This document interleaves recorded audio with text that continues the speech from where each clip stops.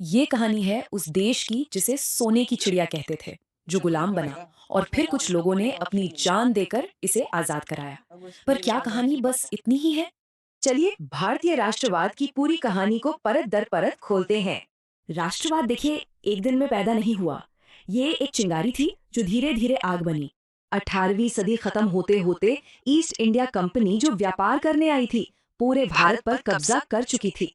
1857 की क्रांति को आज़ादी की पहली लड़ाई कहते हैं और इसकी शुरुआत की एक सिपाही ने। मंगल पांडे की वो चिंगारी और रानी लक्ष्मीबाई जैसे कई बड़े नाम इसमें शामिल हुए। ये विद्रोह नाकाम रहा, पर इसने लड़ाई की एक नई शुरुआत कर दी थी। संघर्ष अब रुकने वाला नहीं था। 1857 के बाद अंग्रेजों की पकड़ और मजबूत हुई, लेकिन भारतीयों ने भी हार नहीं मानी। 1885 में बनी इंडियन नेशनल कांग्रेस अब लोगों के पास आवाज उठाने के लिए एक बड़ा मंच था। और जल्द ही कांग्रेस में दो सोच वाले गुट बन गए, नरम दल और गरम दल।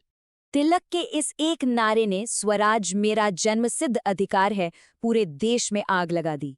लेकिन कहानी में असली मोड़ तब आया जब दक्षिण अफ्रीका से एक शख्स भारत लौटा।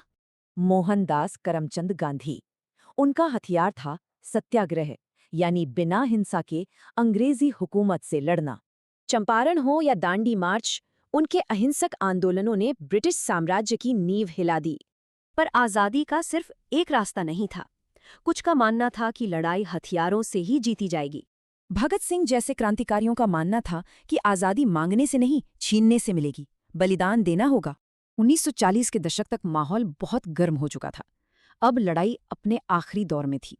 सुभाष चंद्र बोस ने तो देश के बाहर से ही इंडियन नेशनल आर्मी खड़ी कर दी थी।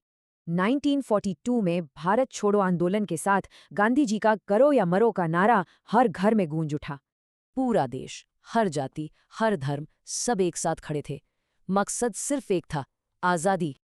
और फिर 15 अगस्त 1947 को भारत आज़ाद हुआ। पर इस आज़ादी की कीमत बहुत बड़ी थी। आज़ादी मिली, लेकिन देश के बंटवारे के साथ। लाखों लोग बेघर हुए और लाखों ने अपनों को खो दिया। तो राष्ट्रवाद सिर्फ एक आंदोलन नहीं था, ये एक एहसास था कि हम अपनी किस्मत खुद लिखेंगे। उन लोगों ने अपनी जान दी ताकि आने वाली पीढ़ियां एक आज़ाद देश में सांस ले सकें। पर एक सवाल आज भी कायम है, क्या ये वही भारत है जिसका सपना उन्होंने देखा था?